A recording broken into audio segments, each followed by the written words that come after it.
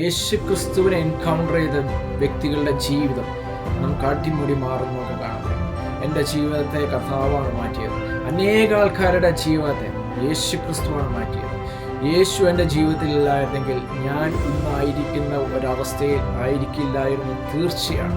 There is no limitations to his restoration, his ability. ദൈവത്തിന് നമ്മുടെ ജീവിതത്തെ റിസ്റ്റോർ ചെയ്യാൻ കഴിയുന്നതിന് ഒരു ലിമിറ്റേഷൻ ഇല്ല. We cannot comprehend with our mind. God's restoration is beyond our comprehension, our limitations. ദൈവത്തിൻ്റെ restoration is much more.